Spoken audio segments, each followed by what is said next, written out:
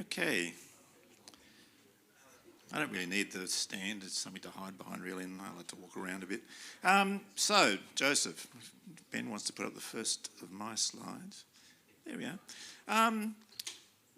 When I was asked by Steve to give this, I said, yeah, well, I could give it, but I really want to talk about something that I want to talk about. And I really like the Old Testament. How many people here like the Old Testament? How many people love reading it? Oh, we've got a few takers. That's good. The interesting thing is that most of the time what we learn about the Old Testament we get from the kids' spot. So what I decided, I'd just make this into an extended kids spot, and that hopefully you'll all stay awake. No nasty pictures like the last time I talked about the crucifixion. There's lots of blood and guts and gore, and some people said, oh, it was a bit, out in your face. So I said, oh, well, I won't do that again. So we want to go to the next one. Next slide.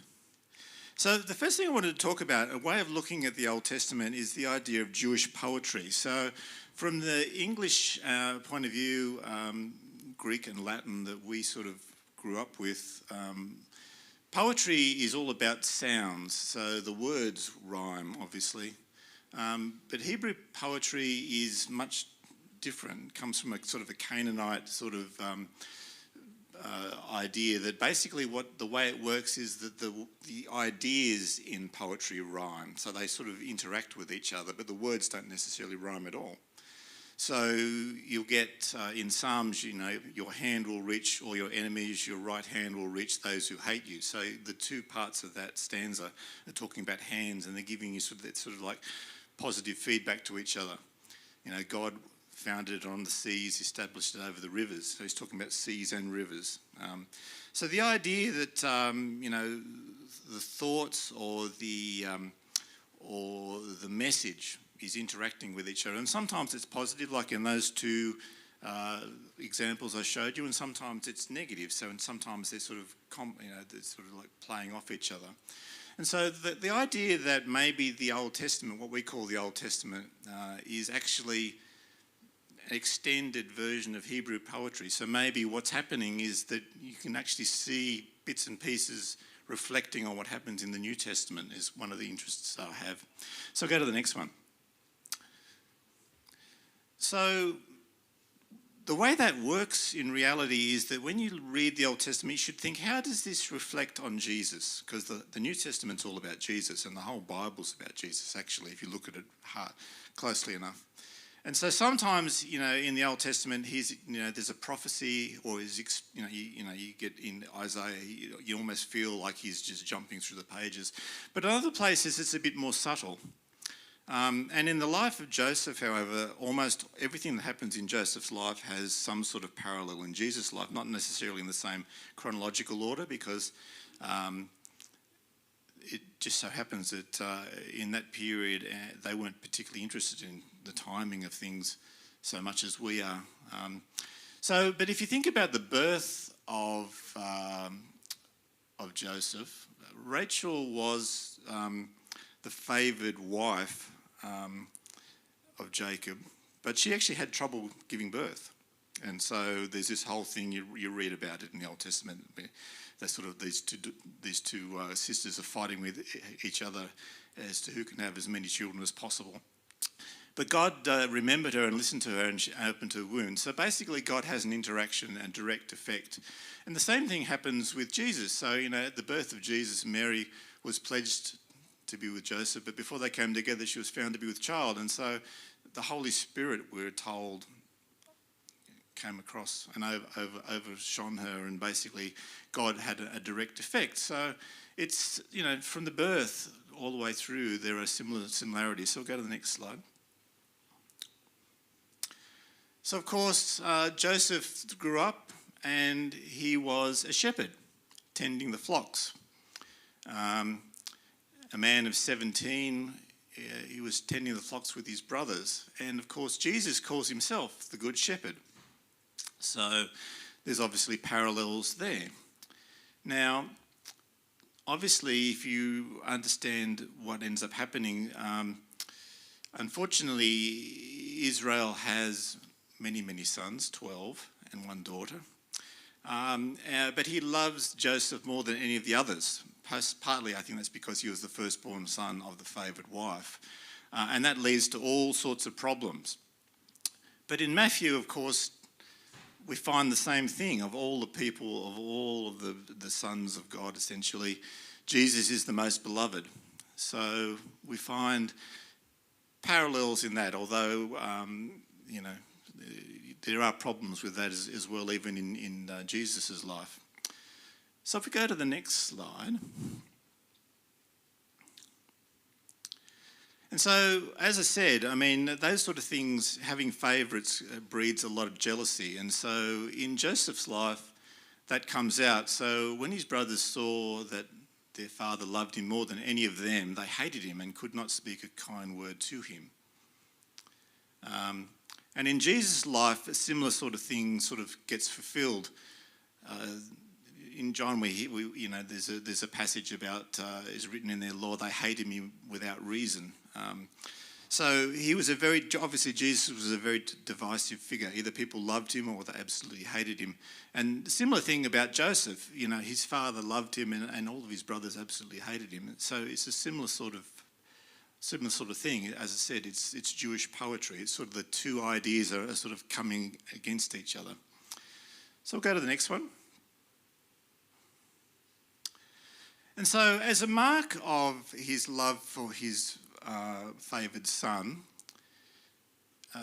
he gave him a richly ornamented robe of multiple colours. Now, of course, this sort of like sets up, multiple sort of children's stories, and there's lots of like children's shows, the multicoloured coat. And so, I said, well, I sort of thought about this for a while and thought, well, what did God do for Jesus? Well, of course, on the Mount of Transfiguration, he gave him a clothes of dazzling white light, whiter than anyone in the world could bleach them. They were so bright, I think they probably, injured their eyes almost. And so, well, how does that sort of like react with each other? Well, if you think about it, white light actually ends up being every single colour, all mixed together. If you pass white light through a prism or lots of little raindrops like today, sometimes, you'll get a rainbow, and that's just the light being split up into all of its different colours. So in some ways, it's actually sort of similar. We'll go to the next slide. And so the next part of Joseph's life, it gets revealed that he's a bit of a dreamer. He has a dream, and when he told this to his brother and to his parents, actually, they were all a bit miffed by it. Because basically he said, well, in my dream, all of you guys, you were all bales of wheat, and you all bowed down to me, and even the sun and the moon, which represented his mother and father, bowed down to him. And so even at this point, his father was a bit miffed about that, because he said, well, look, I'm supposed to be your father, and I'm the most important, and really and truly, how am I going to bow down to you? And so essentially that made his brothers even more angry, even if you could believe they could be more angry with him. And certainly they didn't believe that it would ever happen. So how does that have sort of similarities in what Jesus was talking about? Well, essentially what he says is, effectively, at some point, every knee shall bow. Everyone will worship me, whether they want to or not. And it's a similar sort of idea in that, yes, I'm hated now, but in the future, I'm going to be the head honcho. So go to the next one. So, of course, all of these sort of things in Joseph's time was bringing it all to a head, really. We find that his brothers were becoming more and more jealous of him. And the same thing was happening with Jesus as he was going through his 3.5 years of ministry. People were happy that he was healing people, but the Pharisees and the Sadducees and all the people that were in charge thought, well, wait a minute, we're going to sort of lose out here. And we find in Mark 15:10, it was out of envy that the chief priests had handed him over to Pilate. So essentially, it's a similar sort of idea: jealousy and envy rising up. And we find that after that session where he tells all these things to his parents about how they're going to bow down to him, although they were angry about it, they kept. There's a passage which is actually rather interesting. It says, but Israel kept the matter in mind. And a similar sort of thing with Jesus' mother. All of these things. At one point, the wise men turn up, and she treasures all of these things in her heart. Just the more you think about it, the more that's the similar sort of thing sort of playing out in both of their lives. Go to the next one. So the next thing that happens in Joseph's life is that the 11 brothers are off with the sheep, and he gets sent out to go and find them. Joseph goes out to see how they're going. So he went after his brothers and found them near Dothan. But they saw him from a distance, and before he reached them, they plotted to kill him. Now, in Jesus' time, the chief priests and the Pharisees got so miffed at one point, it actually says, so from that day on, they plotted to take his life. Similar sort of idea. We're so jealous of him now that we actually want to get rid of him, want to kill him. We've had enough. But there was actually a dissenting voice. So Reuben heard this and tried to rescue him from their hands. Do not take his life, he said. Do not shed any blood.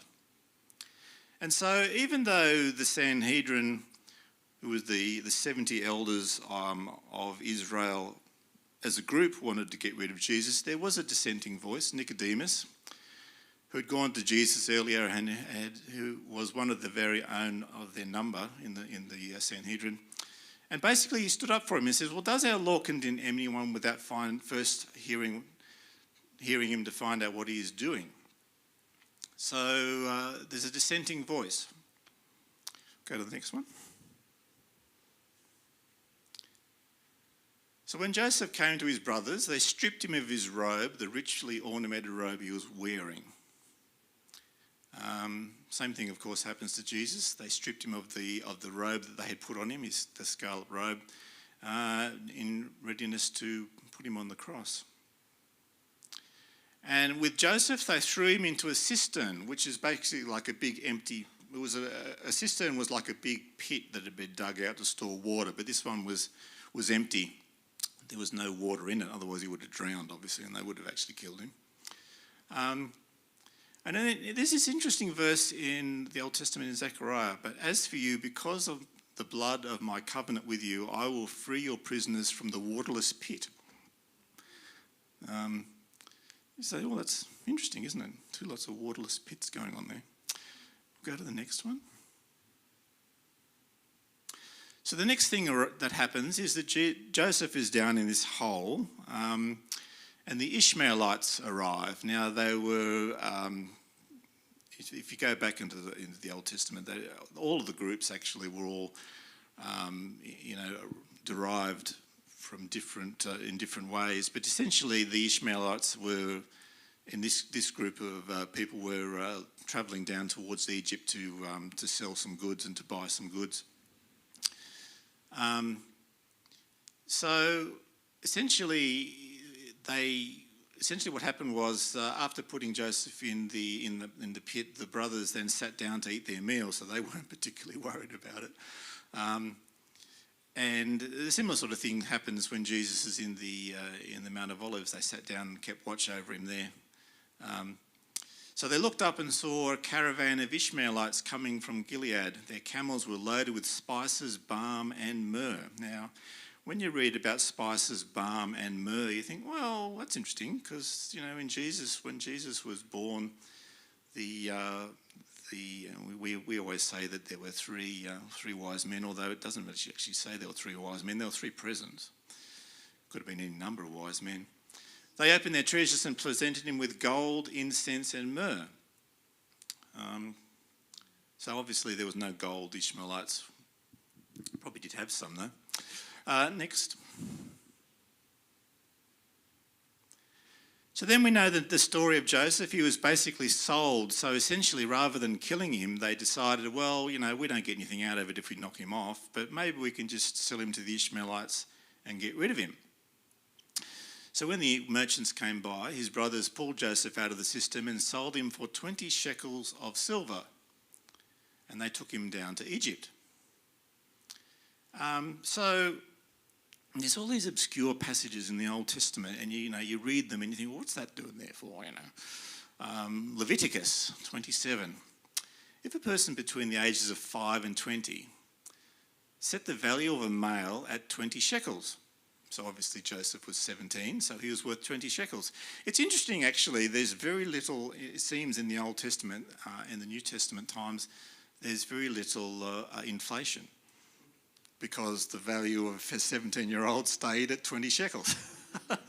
So maybe inflation is part of the fall. Anyway. So essentially what you find in Jesus' time, he was worth a little bit more. He was worth 30 pieces of silver. And you say, well, why is that? Well, it's because he was older than 17. If you go back to Exodus, if a bull gores a male or female slave, the owner must pay 30 shekels of silver. So obviously they were worth more money. So it still gives you the idea that Joseph was sold for what a slave was worth at that age, and Jesus was essentially sold for what a slave was worth at that age. So they were both slaves. Next.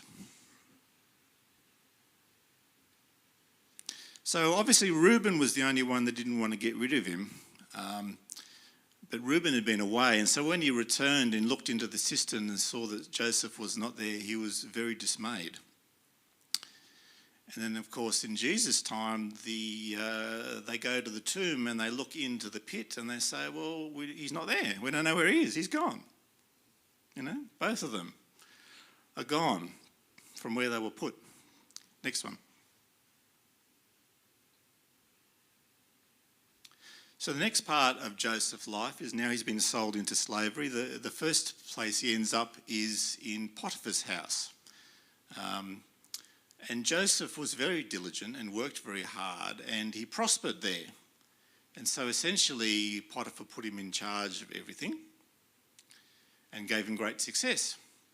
But he found favour in the eyes of Potiphar.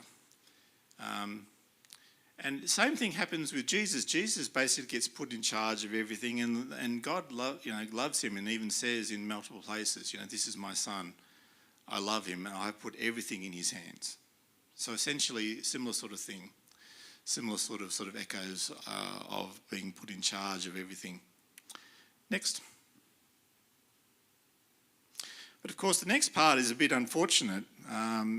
Joseph could have just spent his time there, but unfortunately he was quite well built and handsome, we are told, which is a bit of a counterpoint to Jesus, because in one point of the Bible actually says, well, there was nothing about him that anyone would be attracted to. He was pretty ordinary and not very great. And then by the end, he'd been beaten up and disfigured and was quite beyond anything that anyone would like.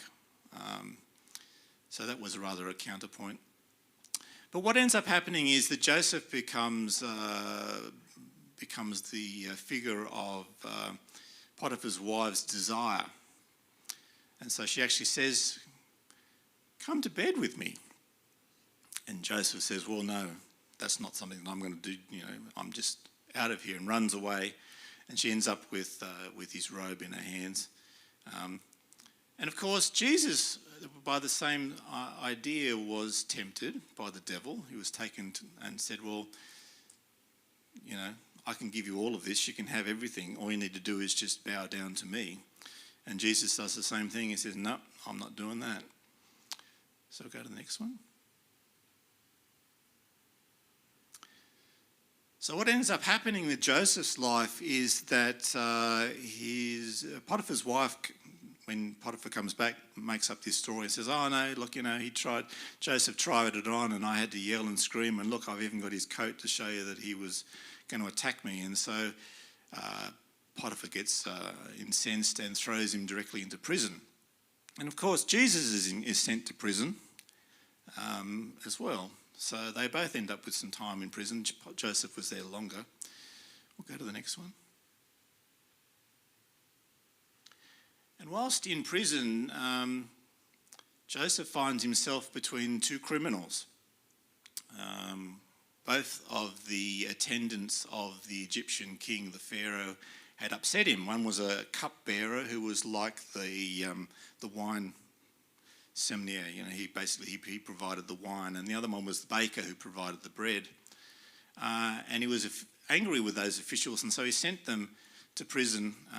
And essentially, Joseph, because he was so diligent and so hard-working, by this time had been put second in charge of the prison now. And so he had, free range almost. And so he came into contact with these two guys. And of course, with Jesus, when he was nailed up on his cross, he also had two criminals, one on either side of him, when they were both led out to be executed. So there are parallels in that. Next. So in Joseph's story, what happens next is that both the cupbearer and the baker have dreams. And Joseph says, well, I can interpret dreams for you. And so I won't go through all of it, but essentially what ends up happening is the cupbearer, and they sort of have similar sort of dreams, but the cupbearer says, I had these 3 branches and it budded and blossomed and made grapes. And I put the cup back into Pharaoh's hand. Whereas, unfortunately, for the baker, he said, I had this bread on my head and all these birds came down and started pecking at it. And so Joseph says, well, this is the way it's going to be. The cupbearer is going to be released from prison and go back to Pharaoh, but unfortunately the baker's done for, and so he ends up being executed. Now, it's interesting that it's, the cupbearer obviously is to do with wine and the baker is to do with bread. And you sort of think about, well, what in Jesus' life did he ever speak about wine and bread? Well, of course, the Last Supper is all about wine and bread. And he says, take this bread is my body, it is broken for you. So the bread actually represents death of his body. And so the baker dies. Same idea. Whereas the wine, he says, well, this is my blood, which is a new covenant. And that new covenant leads to life. And the wine, see, the cupbearer ends up living. So it's just interesting that it's a similar idea. Now you're always going to remember that the cupbearer lived and the and the baker died, because it sort of goes through to the New Testament then. Yes, the Jesus, and similar sort of thing with Jesus. So there's these two people. One's hurling abuse at him, and the other one says, "Oh, wait a minute, he didn't do anything wrong. I mean, at least we're up here for something that we deserved, And then the other guy that's on his other side says, "Well, Jesus, will you remember me?" And he goes, "Yes. Well, that was enough. That's all you need to say. You will be with me in paradise this day." So one is damned and the other one is exalted. Next slide. So then the next part of the story we find is that, interestingly enough, when the cupbearer gets released, Joseph says to him, "Well, remember me to Pharaoh, because I want to get out of this prison." And of course the cupbearer promptly forgets. But Pharaoh starts having dreams. So he has dreams about fat cows, 7 sleek fat cows eating lots of grass, and then these 7 lean, skinny, awful-looking cows come up and sort of eat them all, and then there's nothing left. And there's things about grain, and he has these weird dreams. We'll get to the next slide. And so what ends up happening is that the cupbearer suddenly remembers, "Oh, wait a minute, I know of a dream interpreter." Because Pharaoh tries to get all of his diviners and all of his sort of magic magicians to sort of interpret it, and none of them want to have a bar of it. And so Joseph says, well, get this guy out of prison and fix him up, make him look good and turn him up, and he can have a go. Interpret my dream for you. And so basically what Joseph says is, well, this is what's going to happen. There's going to be 7 years of plenty, and then there's going to be 7 years of famine. The 7 years of famine are going to be so severe that they'll completely annihilate all the plenty, and Egypt is in for a bad time. And so Pharaoh is so impressed that he actually puts Joseph second in charge of all of Egypt. Gives him a ring and puts it on his finger, dresses him in fine robes and puts a gold chain around his neck. So essentially Joseph's whole life is sort of like, starts off as the favoured son, becomes a slave, and now he's second in charge. And if you think about Jesus' life, well, Jesus starts up in heaven with God as the favoured son. He comes down to where we live as basically a slave, completely and utterly dishevelled, really. I mean, if you were God, why would you want to come down and live in amongst the dirt and filth and all of the stuff down here? And now he's back up there. He's second in charge, sitting at the right hand of God with the mighty one coming in the clouds of heaven. So the next one. So the next thing that happens in Joseph's life is that Pharaoh gives him a new name, Zaphenath-Paneah. People talk about what that means. No one ever seems to know. It probably does have a significance, but we won't go on about that. And the other thing he did, he gave him a wife, Asenath, daughter of Potipharah, priest of On. So obviously, interestingly enough, he ends up marrying a Gentile priestess. So if you remember a couple of talks that I gave ago, I gave a talk about the fact that we are, as a church, going to be married to Jesus. And it's a similar sort of idea.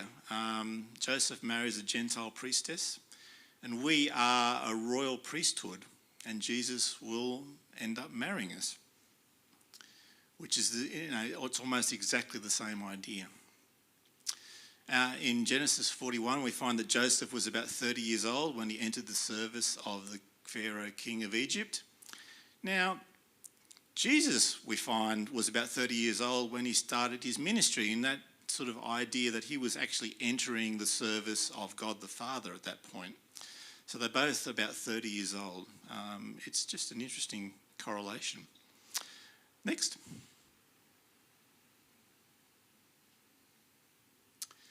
So Joseph is now in charge of all of Egypt, and he sets up granaries and storehouses, and he puts all of this stuff away, and he does a great job. And you remember at the wedding in Cana, Jesus' mother says to the servants, do whatever he tells you. And Pharaoh essentially uses almost exactly the same words. Go to Joseph and do whatever he tells you. If you look at the two parts, they're almost exactly the same word for word. Next.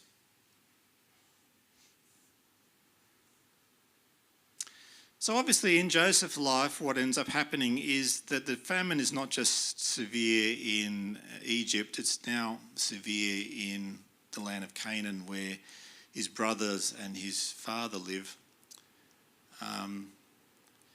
And so Joseph has so much left over, he's actually selling it back to the Egyptians, so much so that they actually all end up in slavery to Pharaoh, and bad luck, I suppose.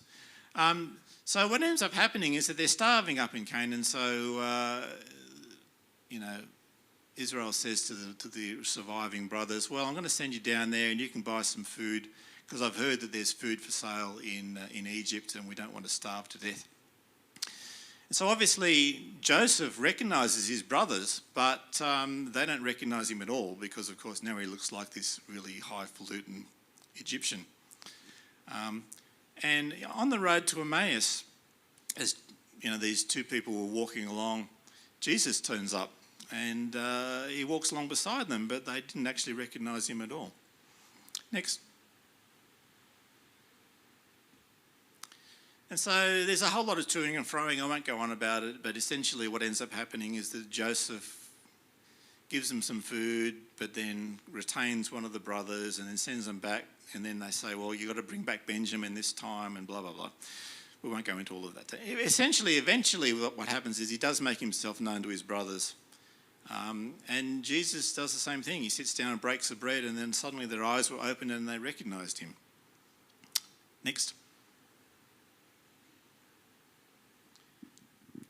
So what's the upshot of all of this? In Joseph's life, he could have exacted a really nasty retribution on his brothers. But he realises, well, you meant all of this for evil, but God meant it for good. And so, God sent me ahead of you to preserve for you a remnant on earth and to save your lives by a great deliverance. And it's the same thing with Jesus. While Jesus was down here, although he did feed a multitude of people, the idea was that he was sent ahead so that he could actually save all of us and provide for all of us. And so it's similar sort of thing, being sold into slavery, but a greater good coming out of it. So go to the next one. So the next thing that happens is that Pharaoh gets wind of the fact that Joseph's brothers have all turned up, and that he's actually got a family, father and other people left behind. He says, well, you bring them all down, and we can house them up here, we can have a good old time. So essentially, about 70 individuals end up coming down to Egypt. And Jesus says, come to me, all you who are weary and burdened and heavy laden, and I will give you rest. Next. So Israel comes down, and he had been told all these years and years and years that his favoured son was dead. And so when he hears that he's still alive, he's quite confused. And then he says, well, if my son is still alive, I will go and see him before I die. And then when the women turn up at the tomb, why are you looking for the living among the dead? He's not here, he has risen. So really in Israel's eyes, it's like his son had come back from the dead because he didn't expect to be able to see him. And so when he does see him, he says, now I am ready to die since I have seen for myself that you are still alive. Sovereign Lord, as you have promised, you may now dismiss your servant. Now, this comes, Simeon and Anna. So when Jesus was first born, on the 8th day, as was the custom, they had to take him to the chief priests to get him circumcised. And while he was there were two prophets, Simeon and Anna. And Simeon takes him in his arms and says, as you have promised, you may now dismiss your servant in peace, for my eyes have seen your salvation. So it's interesting, this idea that now I have seen you, I can happily go to my grave. Next. So whilst in Egypt with his new wife, Joseph had two boys, Ephraim and Manasseh. And what ends up happening is something a bit strange. He presents them to his father and said, well, here are the two boys that have been born to me while in Egypt. Obviously they're your grandsons. And his father says, well, I've actually been told that I am to adopt them. So he adopts them. And so essentially they become part of his immediate family. Ephraim and Manasseh will be mine just as Reuben and Simeon are mine. And so it's a similar idea to us. Jesus presents us as his children to his Father God, and God adopts us as his own children. Similar idea. Next.